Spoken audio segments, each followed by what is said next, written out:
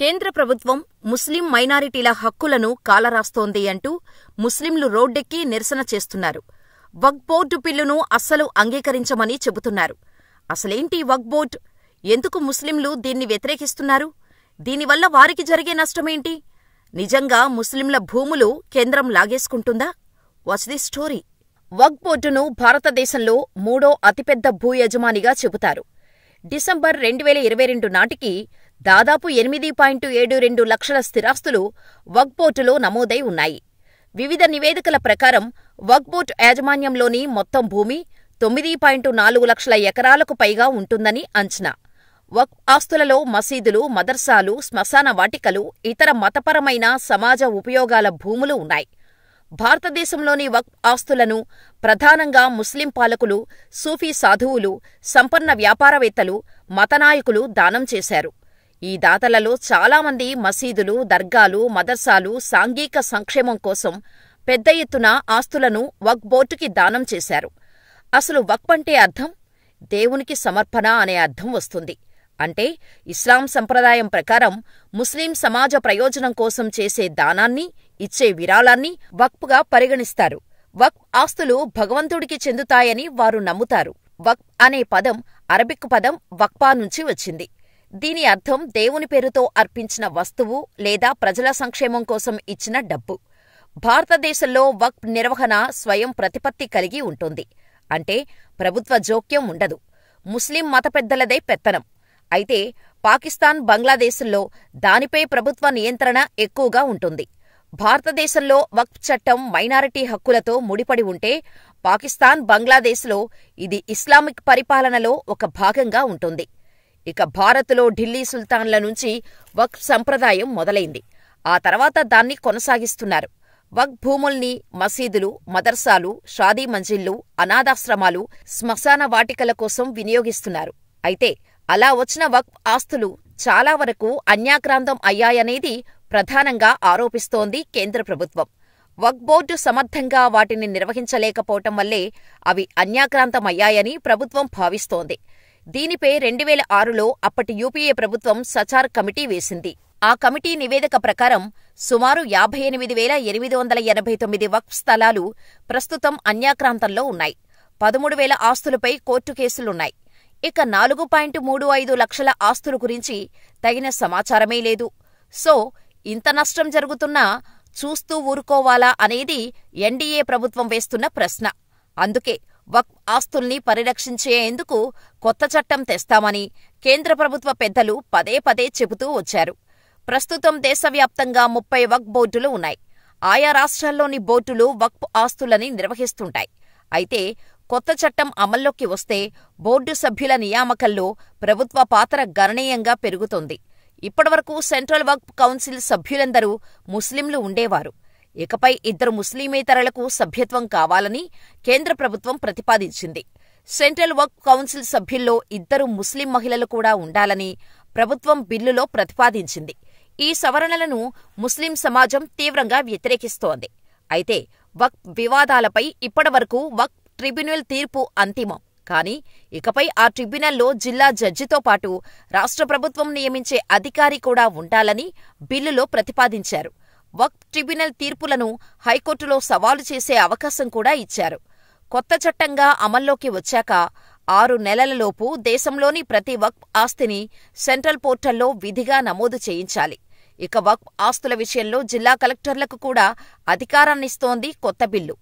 వక్ఫ్ board సవరణ బిల్లును ముస్లింలు వ్యతిరేకించడానికి 4 ప్రధాన కారణాలున్నాయని చెప్పుకోవచ్చు.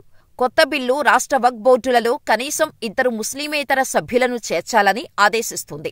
ఇది వక్ఫ్ బోర్డుల మతపరమైన స్వయం ప్రతిపత్తిని దెబ్బతీస్తుందని, మైనారిటీ సంస్థలకు రాజ్యాంగ రక్షణలను ఉల్లంఘిస్తుందని ముస్లింలు వాదిస్తున్నారు. వక్ఫ్ బోర్డులు తమ ఆస్తులకు సంబంధించిన ఆస్తిపత్రాలను సమర్పించాలని బిల్లు ఆదేశిస్తుంది. దీని ప్రకారం వక్ఫ్ ఆస్తులకు పూర్తి డాక్యుమెంటేషన్ తప్పనిసరి. కానీ వారసత్వంగా ఉన్న ముస్లింల ఆస్తులకి పాత రికార్డులు ఎక్కడ ఉంటాయనే ప్రశ్న తలెత్తుతోంది.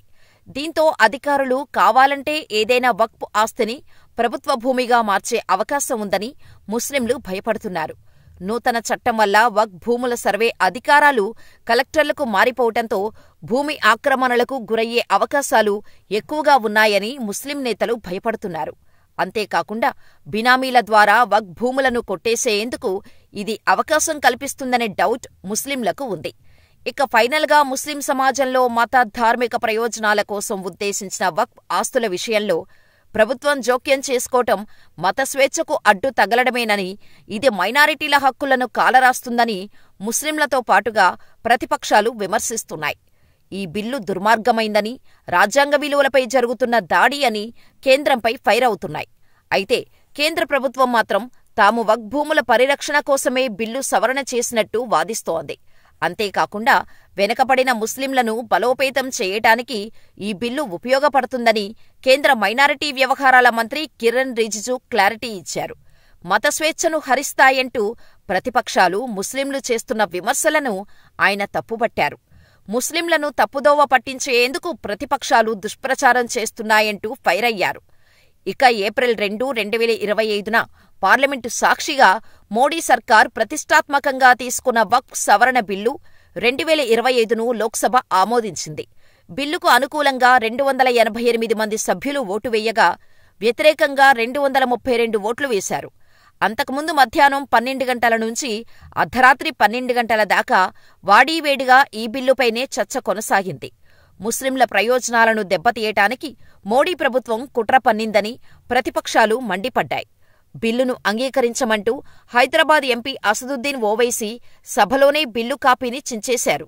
అయినా బీజేపీ కూటమికే అధికారం, సభ్యుల బలం ఉండటంతో వక్ఫ్ సవరణ బిల్లు ఈజీగా పాసైపోయింది. ఈ వక్ఫ్ బోర్డు సవరణ బిల్లు తెరపైకి వచ్చినప్పుడే హైదరాబాద్ నిజాం గురించి ఓ ఇంట్రెస్టింగ్ విషయం వెలుగులోకి వచ్చింది. అదేంటంటే వక్ఫ్కి భూమిని దానం చేయటంలో హైదరాబాద్ నిజాం ముందంజలో ఉన్నారని. హైదరాబాదులో వాస్తవానికి 10 మంది నిజాంలు ఉండేవారు.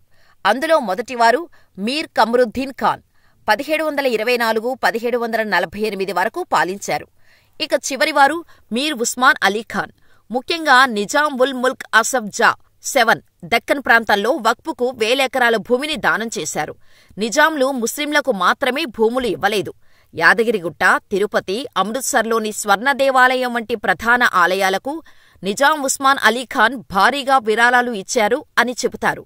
నిజాం వక్ఫ్కు ఇచ్చిన మొత్తం భూమి గురించి పూర్తి సమాచారం అందుబాటులో లేదు. అయితే నిజాంలు వక్ఫ్కు చాలా భూమిని దానం చేశారన్నది నిజమని వాదిస్తారు చాలామంది.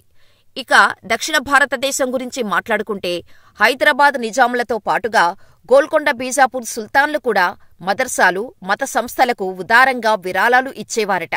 అయితే వక్ఫ్ స్వయం ప్రతి కారణంగా వక్ఫ్ బోర్డు సభ్యులు అవినీతికి పాల్పడేవారు. దీనివల్ల ఎన్నో లక్షల ఎకరాలు అన్యాక్రాంతమయ్యాయి. ఇది గమనించిన కేంద్రం ఏ ఒక్కరి స్వార్థానికి, దేవుడికి అర్పించిన భూమిని ఉపయోగించకూడదని వక్ఫ్ సవరణ బిల్లును ప్రవేశపెట్టింది. అయితే కొందరు ముస్లింలు వక్ఫ్ బిల్లును వ్యతిరేకిస్తే మరికొందరు ముస్లింలు మాత్రం కేంద్రం చేసిన పని మంచిదే అని కూడా అంటున్నారు.